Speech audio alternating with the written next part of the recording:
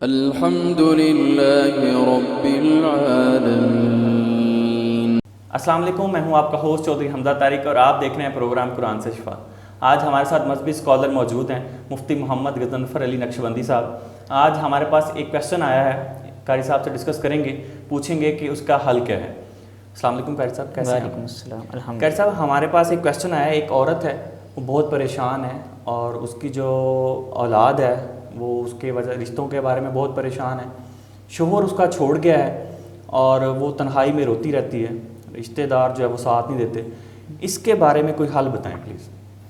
بسم اللہ الرحمن الرحیم، صلی اللہ علی حبیبہ سیدنا محمد وآلہ وسلم۔ ہر تکلیف اور آزمائش حمزہ بھائی یہ اللہ رب العزت کی طرف سے، سہولت اور خوشی بھی اللہ رب العزت کی طرف سے ہے۔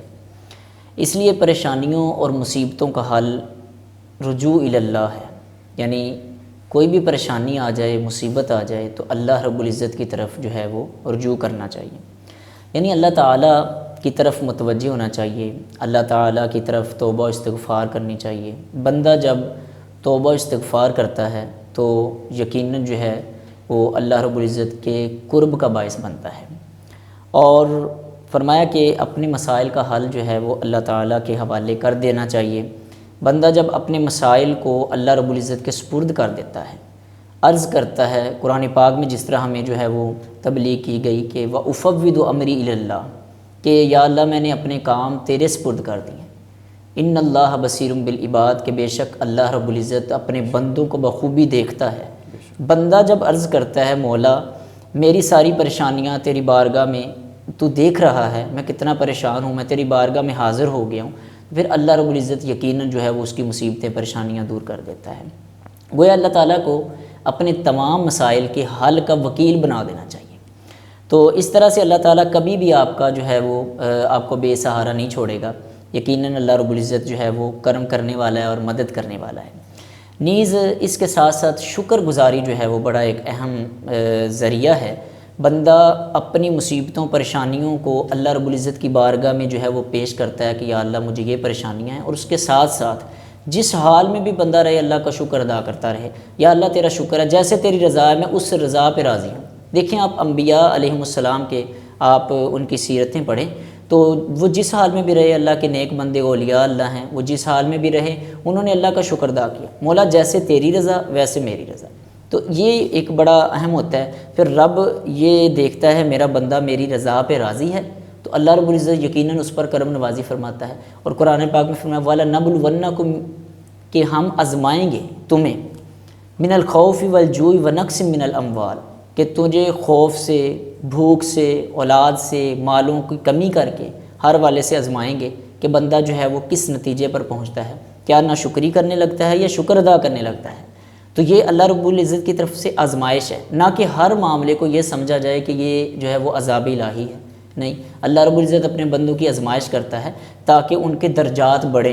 اس حوالہ سے بھی تو اس حوالہ سے جو ہے وہ ہمیں اپنی ہر طرح کے معاملات جو ہیں اللہ کے سپرد کرنے چاہیے، اور اللہ رب العزت نے دیکھیں کتنی ہمیں نعمتیں عطا فرمائی، وَإِن تَعُدُّوا نِعْمَتَ اللَّهِ لَا تُحْصُوهَا، فرمایا کہ اگر تم میری نعمتوں کا شکر ادا کرنا چاہو تو نہیں کر سکتے۔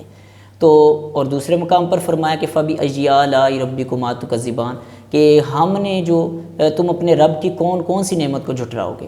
یعنی معلوم ہوا کہ اللہ رب العزت کی اتنی نعمتیں ہیں، ہم اگر اپنے جسم کے اندر دیکھ لیں تو سر سے لے کر پاؤں تک ایک ایک عضو کو اگر دیکھیں تو کتنی زیادہ نعمت ہے۔ پوچھیں اس سے جس کے پاس عضو نہیں ہے، آنکھ نہیں ہے، کان نہیں ہے، چلنے کے لیے پاؤں نہیں ہے، پکڑنے کے لیے ہاتھ نہیں ہے، وہ کس معذوری اور لاچاری اور کمزوری میں اپنی زندگی گزار رہا ہے۔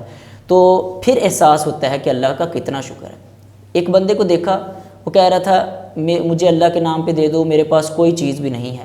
حضرت شیخ سعدی رحمۃ اللہ علیہ فرماتے ہیں، اس سے فرمانے لگے کہ بھائی ایسا کرو کہ تمہارے جو ہاتھ ہیں یہ مجھے دے دو، یہ کتنی نعمت ہے، اور اس کے بدلے میں مجھ سے بہت زیادہ جو ہے وہ مال و دولت لے لو۔ وہ کہنے لگا کہ میں تو ایسا نہیں کر سکتا۔ اس نے کہا کہ اللہ کا شکر ادا کرو۔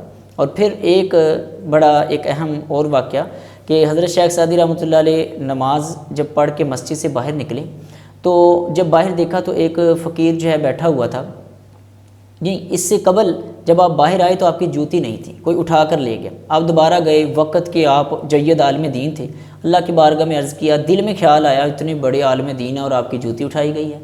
اب کیا ہوتا ہے، کچھ دیر کے بعد دوبارہ مسجد سے باہر آئے، دیکھا تو ایک معذور شخص بیٹھا تھا جس کا پاؤں نہیں تھا، فوری بڑا دل میں خوف خدا جو ہے وہ طاری ہوا، اور اللہ کے گھر میں دوبارہ پہنچے اور جا کر اللہ کی بارگاہ میں عرض کی، یا اللہ تیرا لاکھ مرتبہ شکر ہے، میری جوتی نہیں ہے تو کیا ہوا، مجھے اللہ تو نے پاؤں تو سلامت دیے ہیں۔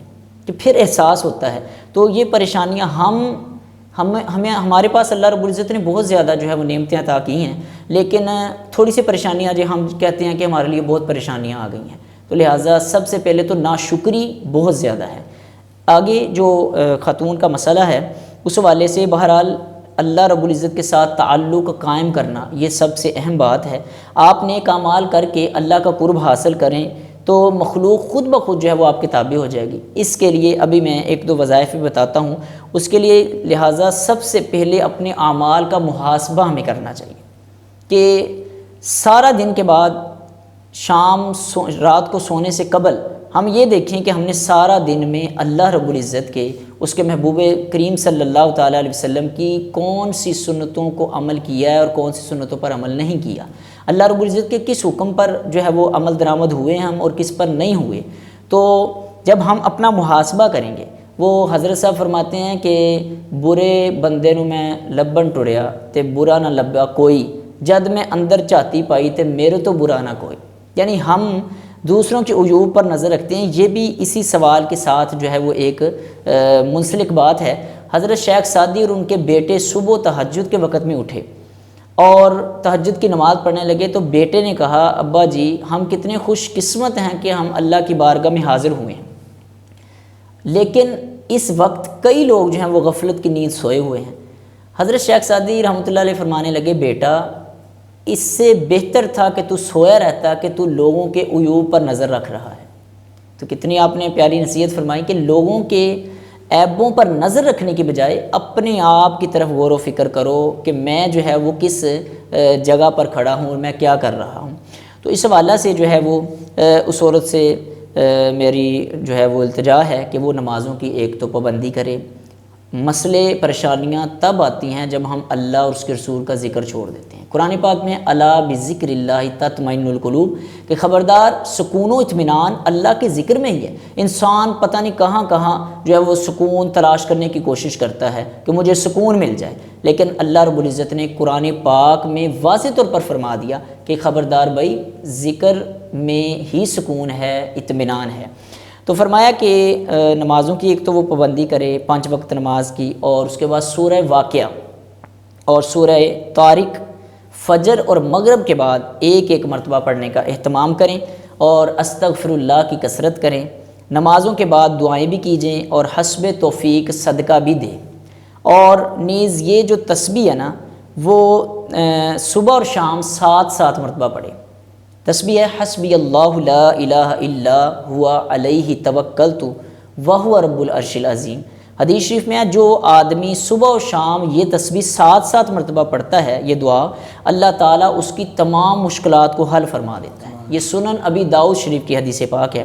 اسی طرح اگر کوئی شخص کسی مصیبت یا پریشانی میں پڑ گیا ہو تو اور کسی بھی طرح سے وہ مصیبت دور نہ ہو رہی ہو، تو پھر اسے چاہیے کہ ایک یہ مجرب عمل ہے کہ نماز فجر پڑھ کر قرآن پاک کی تلاوت اور ذکر میں مشغول رہے یہاں تک کہ سورج جو ہے وہ بلند ہو جائے، تو پھر 2 رکعت نماز اشراق پڑھے، اور اس کے بعد سورہ توبہ کی آخری 2 آیتیں 11 مرتبہ پڑھے۔ فَإِن تَوَلَّوْا فَقُلْ حَسْبِيَ اللَّهُ لَا إِلَٰهَ إِلَّا، یہ اور لَقَدْ جَاءَكُمْ رَسُولٌ مِّنْ أَنفُسِكُمْ عَزِيزٌ عَلَيْهِ مَا عَنِتُّمْ حَرِيصٌ عَلَيْكُمْ بِالْمُؤْمِنِينَ رَءُوفٌ رَحِيمٌ، اور فرمایا لا الہ الا ہوا علیہ توکلت وہو رب العرش العظیم۔ یہ جو سورہ توبہ کی آخری 2 آیتیں ہیں انہیں 11 مرتبہ پڑھنا ہے۔ تو پھر کیا ہوگا، پھر اس کے بعد سر بسجود الہی ہو کر جو ہے اللہ رب العزت سے امن و عافیت طلب کرے، اپنے پریشانیوں کے حوالے سے دعا کرے۔ یہ نہایت ہی مجرب عمل ہے، اور حدیث پاک میں چونکہ اس کے بارے میں فرمایا گیا ہے انشاءاللہ چند روز میں مصیبت دور ہو جائے گی، اور اس کے ساتھ ساتھ جو ہے دل کو سکون بھی ملے گا، اور جو لوگ دور ہیں وہ بھی قریب آئیں گے۔ اور آخری جو میں وظیفہ بتانا چاہوں گا، الودود اللہ رب العزت کا صفاتی نام ہے، تو یا ودودو کا کثرت سے ذکر کریں۔ اب یہ جو یا ودودو ہے، اگر میاں بیوی کے آپس میں جھگڑے ہو رہے ہیں اور بات بات پر جھگڑا ہو رہا ہے، ماں باپ اور اولاد کی آپس میں نہیں بن رہی، وہ نافرمان ہے یا رشتہ داروں کا مسئلہ ہے، یہ جو بھی مسئلہ ہے، یعنی ناچاکی ہے، گھریلو جھگڑے ہیں، تو اس کا حل ایک یہ ہے کہ یا ودودو اللہ تعالیٰ کا صفاتی نام ہے، یہ زیادہ سے زیادہ پڑھا جائے۔ اس کے علاوہ اگر ترتیب کے حوالے سے دیکھا جائے کہ بندہ زیادہ تو پڑھتا ہے، لیکن اس کے حوالے سے بہتر یہ ہے کہ وہ فجر کی نماز کے بعد، ہو سکے تو پانچوں نمازوں کے بعد، نہیں تو فجر کی نماز کے بعد اور مغرب کی نماز کے بعد اول آخر دروشی پڑھ کے 41 مرتبہ یا ودودو جو ہے وہ پڑھے اور دل میں ارادہ کرے، تو انشاءاللہ اللہ تعالیٰ اس کی نسبت سے بہت بہتری فرمائے گا۔ بلکہ اگر لڑائی اور جھگڑا نہ بھی ہو، میاں بیوی شادی شدہ ہے، عورت ہے یا آدمی ہے، تو وہ یا ودودو نہ بھی لڑائی جھگڑا ہو تو یا ودودو کا ورد کرتے رہنا چاہیے، تاکہ جو ہے وہ اس حد تک نوبت ہی نہ آئے، پہلے ہی اللہ رب العزت اپنا کرم فرمائے۔ اللہ رب العزت کی بارگاہ میں دعا ہے خالق کائنات عمل کی سعادت نصیب فرمائے۔ بہت شکریہ قاری صاحب۔ ناظرین اپنے میزبان کو اجازت دیجیے، ملتے ہیں کسی نیکسٹ ویڈیو میں، تب تک کے لیے اللہ حافظ۔ الحمد للہ رب العالمین۔